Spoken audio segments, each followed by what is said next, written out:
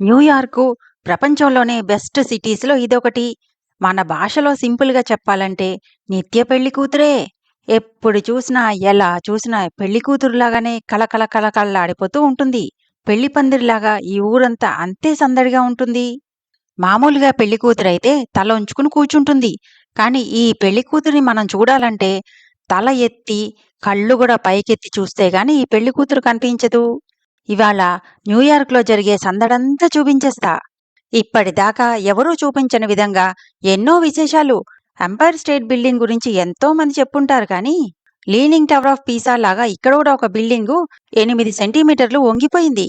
అలాంటి విశేషాల నుంచి, ఇలాగ రిక్షాల నుంచి, రకరకాల కార్లు, కోటి స్ట్రీట్స్‌లో ఉన్నామా అనిపించేలాంటి స్ట్రీట్స్, ఇక్కడ న్యూయార్క్‌లో జరిగే సందడంతా చూసేద్దాం. అది కూడా గాల్లో ఎగురుతున్నట్టుగా, డ్రోన్‌లోంచి చూస్తున్నట్టుగా చూపిస్తా. గాలిలోంచి అనగానే ఏదో హెలికాప్టర్ ఎక్కించేస్తా అనుకోకండి. ఈ యాంగిల్‌లోంచి చూపిస్తా. బావుంది కదా యాంగిలు. మరి లేటెందుకు? పదండి మరి. వెల్కమ్ బ్యాక్ టు విజయాస్ హర్విల్లు. ఎలాగోలా కష్టపడి కార్ పార్క్ చేసేసి బస్సెక్కి చూడ్డానికి బస్ వాళ్లతో బేరాలు చేద్దామని బయలుదేరాం. ఇలా నడుస్తూ ఉంటే రకరకాల స్ట్రీట్ పెర్ఫార్మర్సు చాలా మంది కనిపిస్తారు. అంతేకాదు ఇక్కడ మ్యూజిక్, పాటలతో చాలా సందడిగా ఉంటుంది. అందుకేనేమో న్యూయార్క్‌ని వైబ్రెంట్ సిటీ అంటారు. ఒకసారి మీరే వినండి. Yeah, yeah. Act like they forgot how to act. Big niggas started out there and naked. City is a pity, half of y'all won't make it. Me, I got a plug, especially when I got it made. Jesus paying LeBron, I'm paying the way. We dice seed, we come ఈ red shirt వేసుకున్న వాళ్ళున్నారా?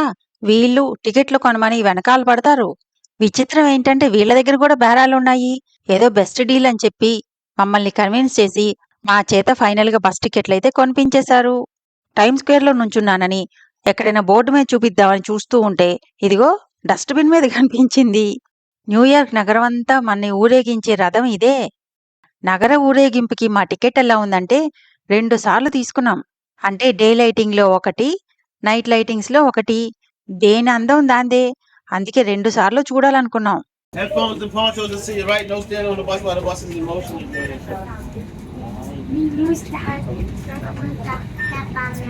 పరుగు పరుగున పైకొచ్చేసా. మరి మంచి seat కావాలి గదా! మంచి మంచి వీడియోస్ తీయాలంటే. లక్కీలీ ముందు సీట్ దొరికింది. ఎక్కగానే తీసా గాబట్టి ఇలా ఖాళీగా ఉంది కానీ బస్సు ఫిల్ అయిపోయింది. ప్రతి సీటు ముందు ఇలా ఇయర్ ఫోన్స్ కనెక్షన్ ఉంది. బస్సు వెళ్తూ ఉంటే ఏదైనా ఇంపార్టెంట్ ప్లేసెస్ రాగానే దానిలో కమెంటరీ వస్తోంది. బస్సు ఎక్కగానే ముందు వ్యూ ఇది. యాక్చువల్‌గా బస్సు మేమెక్కిన తర్వాత అరగంట తర్వాత బయలుదేరింది. అయినా ఈ అరగంట సేపు అస్సలు బోర్ కొట్టలేదు. ఎందుకంటే ఈ చుట్టూ ఉన్న జనంతో పాటు ఎటు చూసినా పెద్ద పెద్ద టీవీలు చూసినట్టుంది. ఏదో 1, 2 కాదు. మొత్తం ఒక్కసారి 20, 30 టీవీలు పెడితే ఎలా ఉంటుందో అలా ఉంది పరిస్థితి. అసలు ఎటు చూడాలో కూడా అర్థం కాలేదు. అరగంట కాదు, రోజంతా ఉన్నా కూడా ఇక్కడ బోర్ కొట్టదు. అంత సందడిగా ఉంటుందిక్కడ. ఇక్కడ కార్స్ చూడండి, కొంచెం గ్యాప్ ఇచ్చి ఆగుతాయి. అదే మనకైతేనా బంపర్ టు బంపరే. ఎక్కడ ఏ సైకిల్ వాడు దూరిపోతాడో అన్నట్టు అంత దగ్గరికి ఆపుతారు. ఫైనల్లీ మా బస్సు బయలుదేరింది. ఆహా! ఎంత నచ్చిందో వ్యూస్ మాత్రం. ముందు కూర్చుని చాలా మంచి పని చేశాననిపించింది. నిజంగా డ్రోన్ వ్యూలా కనిపిస్తోంది నాకు. నేను చూసిన సీన్స్‌లో అందులోనూ ఓన్లీ మంచి మంచివే. అది కూడా చిన్న చిన్న క్లిప్సే పెడుతున్నాను. నేను చూసిందంతా చూపించాలంటే 6 గంటలు చూపించాలి మరి. ఎదురుగా గొట్టంలోంచి పొగ కనిపిస్తుందా? అలాగే పొగ కొన్నిసార్లు మ్యాన్‌హోల్‌లోంచి కూడా కనిపిస్తుంది. చాలామంది కింద అండర్‌గ్రౌండ్‌లో ఉండే హోటల్స్ వల్ల అలా పొగొస్తుంది అంటారు కానీ, యాక్చువల్‌గా అది కాదు. న్యూయార్కు, కాలిఫోర్నియా ఇలాంటి ఎక్కువ పాపులేషన్ ఉన్న సిటీస్‌లో అండర్‌గ్రౌండ్‌లో పెద్ద స్టీమ్ సిస్టమే ఉంటుంది వీళ్ళకి. ఆ స్టీమ్‌ని యూజ్ చేసి ఇక్కడ బిల్డింగ్స్‌ని వెచ్చగా ఉంచుతారు. అంటే ఇది కోల్డ్ కంట్రీ కదా! అందుకని ఈ స్టీమ్ వాడతారనమాట. అండ్ వీళ్ళకి పైన కూడా ప్లేస్ తక్కువే. అందుకనే అండర్‌గ్రౌండ్‌లో ఉంటుంది. ఈ న్యూయార్క్‌లో ఉన్న అండర్‌గ్రౌండ్ స్టీమ్ సిస్టము ప్రపంచంలోకెల్లా ఓల్డెస్ట్ అండ్ లార్జెస్ట్ అంట కూడా. ఈ వచ్చే పొగంతా ఆ స్టీమ్ పైప్స్ ఎక్కడైనా లీకేజ్ వల్ల అయ్యుండొచ్చు, లేదా కండెన్సేషన్ వల్ల కూడా అయ్యుండొచ్చు. లీకేజ్ అయితే రిపేర్ చేయొచ్చు కదా అనుకుంటున్నారా? కాకపోతే రిపేర్ చేయడానికి చాలా కాస్ట్ ఎక్కువ అవుతుందంట. దానికంటే ఇలా వదిలేయడమే బెస్ట్ అని ఇలా గొట్టాల్లాగా పెట్టి ప్రొటెక్ట్ చేసి వదిలేస్తూ ఉంటారు. ఈ పార్క్‌ని బ్రయంట్ పార్క్ అంటారు. మన్‌హటన్‌లో ఉంది. ఇక్కడ అన్ని బిల్డింగులే గదా! ఈ కాంక్రీట్ బిల్డింగుల నుంచి బయటపడి కాసేపు పచ్చదనము, ఫ్రెష్ గాలి కావాలి అనుకునే వాళ్ళు ఇక్కడికొచ్చి కూర్చుంటారు. గమనించారా? మనకంటే రిక్షాలు స్పీడ్‌గా ఎళ్ళిపోతున్నాయి. ఈ లెఫ్ట్ సైడ్ కనిపిస్తున్న బిల్డింగు సేల్స్ ఫోర్స్ ఆఫీసు. ఆ పక్కనే ఉన్న పెద్ద బిల్డింగు బ్యాంక్ ఆఫ్ అమెరికా. ఈ బస్సులో ఉన్న సీటింగ్ చూడండి. వెరైటీగా ఉంది. అంతా ఒకవైపు తిరుగుంది. భలే వెరైటీగా ఉంది కదా! ఈ రైట్ సైడ్ కనిపిస్తున్నది అమెరికన్ పబ్లిక్ లైబ్రరీ. మామూలుగా అమెరికాలో పెద్దగా హారన్ కొట్టరు. హారన్ కొడితే ఏదో తప్పు చేసినట్టు, పాపం చేసినట్టు చూస్తారు. అంటే పెద్దగా అవసరం కూడా రాదు. ఎందుకంటే అందరూ బుద్ధిగా రూల్స్ ఫాలో అయిపోతారు కాబట్టి అవసరం ఉండదు. కానీ న్యూయార్క్‌లో మాత్రం హారన్స్ వినిపిస్తూ ఉంటాయి.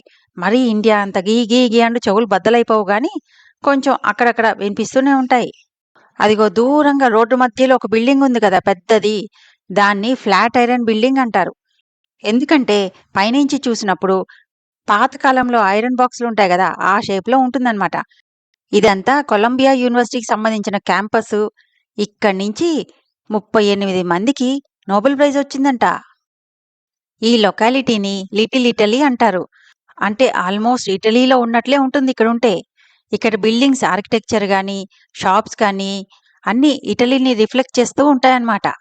ఇటాలియన్ స్పెషల్ రెసిపీసు, పాస్తాలు, పిజ్జాలు ఇక్కడ బాగా దొరుకుతాయి. అంటే వేరే చోట దొరకదని కాదు. ఇక్కడ దొరికేది అథెంటిక్‌గా ఇటాలియన్ ఫ్లేవర్స్‌తో ఉంటుంది. స్టార్టింగ్‌లో గూగుల్ మ్యాప్స్ చూపించా గదా! స్ట్రీట్స్ అన్నీ స్ట్రెయిట్‌గా బ్లాక్స్‌గా ఉంటాయని. చూసారా రోడ్ ఎంత స్ట్రెయిట్‌గా ఉందో? ఈ రోడ్డు చూస్తుంటే మన బస్‌కేదో రెడ్ కార్పెట్ వేసినట్టుంది గదా! ఇక్కడ రైట్ సైడ్ ఉన్న బిల్డింగ్ చూడండి. వెరైటీగా ఉంది కదా! ఇదొక హిస్టారికల్ ల్యాండ్‌మార్క్. దీన్ని పాటర్స్ బిల్డింగ్ అంటారు. ఇది ఎప్పుడో 1882లో కట్టారు. అంటే 150 ఏళ్లయిపోయింది సుమారుగా. ఆ రోజుల్లోనే స్టీల్ ఫ్రేమ్ యూజ్ చేసి కట్టిన స్ట్రక్చర్ అంటే ఇది. అందుకనే ఇదొక టర్నింగ్ పాయింట్ అయిపోయింది కన్‌స్ట్రక్షన్ ఇండస్ట్రీలో. ఇక్కడ ఎదురుగా కనిపిస్తుంది మన్‌హటన్ మునిసిపల్ బిల్డింగు. ప్రపంచంలోనే లార్జెస్ట్ గవర్నమెంట్ బిల్డింగ్స్‌లో ఇదొకటంట. ఎదురుగా ఉంది కదా! యాక్చువల్‌గా 2 బిల్డింగ్స్ అనుకుంటారు కానీ, అది ఒకటే ఒక యాంగిల్‌లో కట్టారు గాబట్టి అలా కనిపిస్తుంది. ఇది మంచి పాష్ రెసిడెన్షియల్ బిల్డింగు. బయట బాల్కనీలోకి రాగానే బ్రూక్లిన్ బ్రిడ్జు, హడ్సన్ రివరు. మరి నేను ఒక్కసారి చూడ్డానికే బోలెడన్ని డబ్బులు పెట్టుకొనొచ్చాను. నాలాంటి వాళ్ళు అలాంటి అపార్ట్‌మెంట్‌లో ఉండాలంటే ఏదైనా స్కామ్ చేయాల్సిందే. ఆ ఎదురుగా ఉన్న బిల్డింగ్ చూడండి. ఆ బిల్డింగ్ ఎత్తు కంటే ఇంకా ఎక్కువ స్టోరీయే ఉంది దీనికి.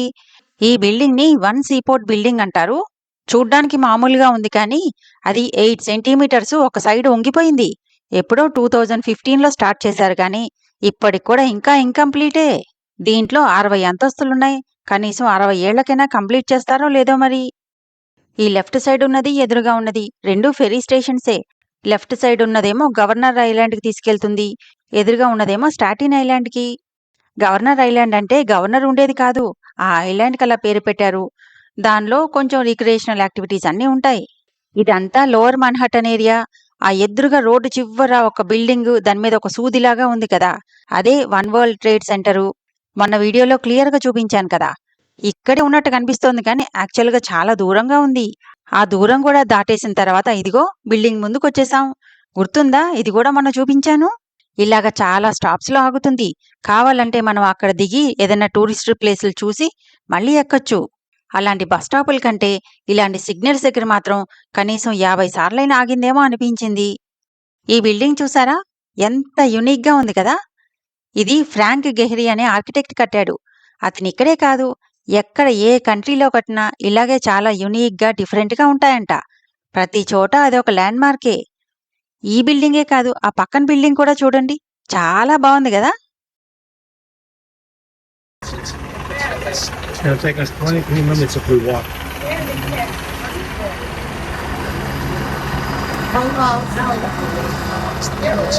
The way he is, like that?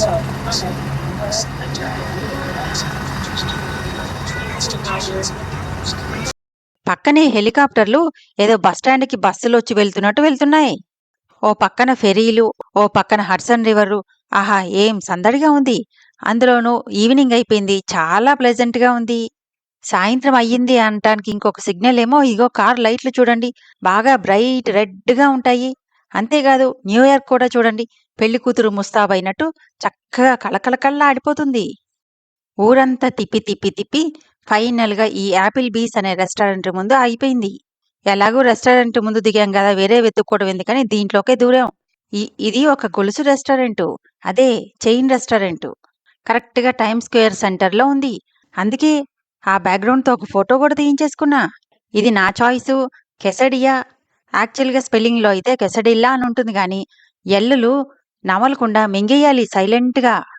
Food అయితే సూపర్ డూపర్ టేస్టీగా ఉంది. అయితే ఇంతంత క్వాంటిటీలో తినలేకపోయాం.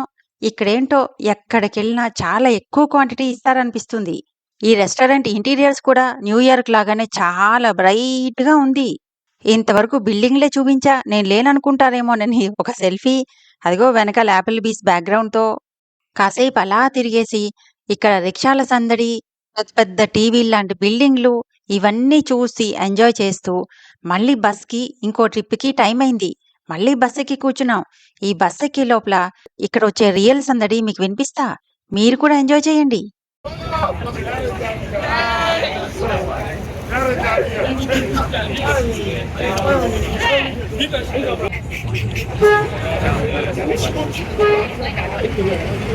For the first time outside, coming out in the light. I and I, we don't have a you had to come fly now. The fight just the beat the worst on the part. But I love the Commonwealth super fly. Fire than no.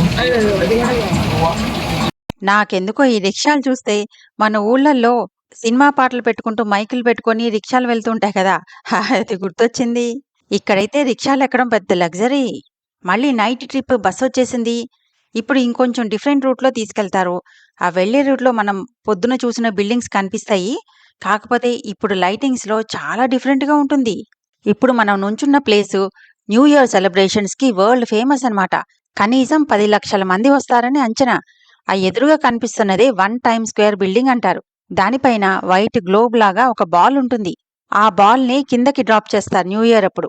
కిందకి అంటే road మీద కాదు, building పైనే. ఆ celebrations ఎలా ఉంటాయో ఇప్పుడు ఒక చిన్న క్లిప్ చూపిస్తా.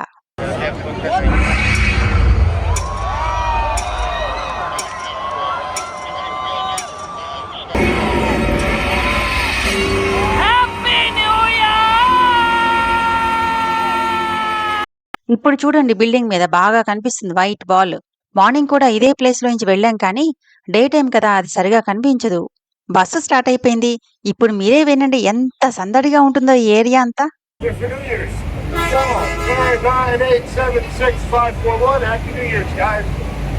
First ball was dropped in 1907 on 500 pounds. Today our ball's 12 weeks, 12 depth. We know it for times for a celebration.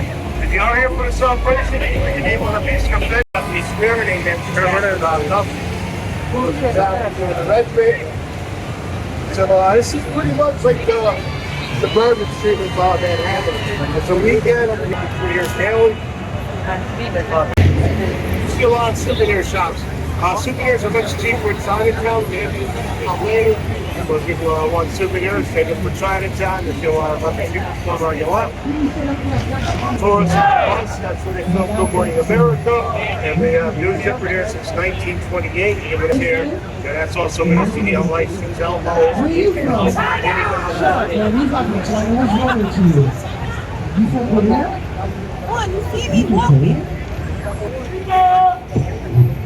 All right. So, you leave the skipper forward.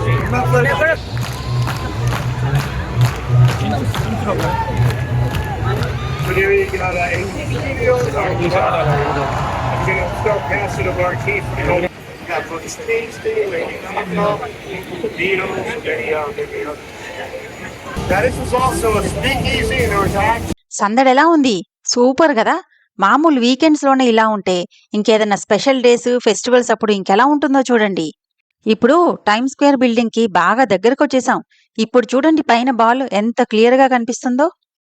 ఇది bank of America building. పొద్దున కూడా చూపించాను కదా. ఇప్పుడు lightings తో ఎంత బాగుంది కదా. items. Now this is a research library, so you can't take the books out. You just come here to research. It's been in movies like Breakfast at Tiffany's, Ghostbusters. If anyone saw Sex in the City too, and Mr. Big comes out, stands up Terry Ross, Terry Bradshaw. ఇది American public library. పైన కనిపిస్తుంది కదా, ఇదే famous umpire state building. దీని గురించి వినని వాళ్ళు ఉండరు. ఇది ఎప్పుడో 1931లోనే కంప్లీట్ చేశారు. 1931లో ఇలా 102 ఫ్లోర్స్ కట్టారంటే చూడండి ఎంత గ్రేటో. ఒక 40 ఏళ్లైతే ప్రపంచం అంతట్లోకి టాలెస్ట్ బిల్డింగ్ ఇదే. ఇప్పుడైతే ఇక్కడ వన్ వరల్డ్ ట్రేడ్ సెంటర్ అని చూపించాను కదా, అది టాలెస్ట్ అమెరికాలో. ఇంతకుముందు వీడియోలో చెప్పాను కదా, రోడ్డు పక్కన ఇలా చిన్న చిన్న షెడ్లేసి బీర్లు అమ్మేస్తూ ఉంటారు. ఎదురుగా సన్నటి బిల్డింగే ఫ్లాటరిన్ building. How you guys doing, all right? No rain tonight, which is nice. No rain. No. Little Italy లాగానే ఇక్కడ చైనా టౌన్ కూడా ఉంది. అంటే అన్ని చైనీస్ కి సంబంధించినవి ఉంటాయన్నమాట. అది తర్వాత క్లియర్ గా చూపిస్తాను. ఇప్పుడైతే టైమ్ స్క్వేర్ దాటేసి లోవర్ మన్హటన్కి వచ్చాం. చైనా టౌన్ కూడా దాటిన తర్వాత మన్హటన్ బ్రిడ్జ్ వస్తుంది. అక్కడి నుంచి బ్రూక్లిన్ బ్రిడ్జి తర్వాత మళ్ళీ టైమ్ స్క్వేర్ కి తీసుకొచ్చేస్తారు. ఇలా చూస్తుంటే ఏదో రోలర్ కోస్టర్ రైడ్ లా ఉంది కదా, కానీ యాక్చువల్ గా చాలా ప్లెజెంట్ గా ఉంది. ఈ దారిలో వ్యూస్, చల్లగాలి, ఆహా ఎంత ప్లెజెంట్ డ్రైవో.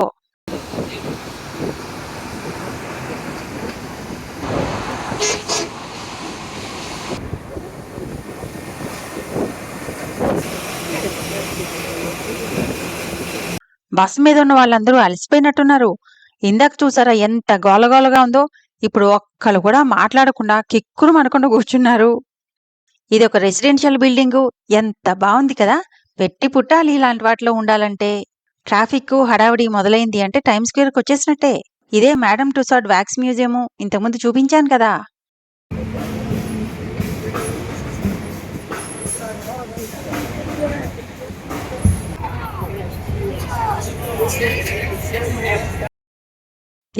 తిరిగి మళ్ళీ టైమ్ స్క్వేర్కి వచ్చేసాం. నేను ఇన్ని గంటలు చూసిందంతా మీకు షార్ట్ టైంలో చూపించడానికి బోర్లు సార్లు కత్తెర టకా టకా టకా వాడేశాను. ఎందుకీ న్యూ ఇయర్కి నచ్చిందా? నాకైతే సూపర్ డూపర్గా నచ్చింది. మీకెలా ఉందో కామెంట్ చేయండి.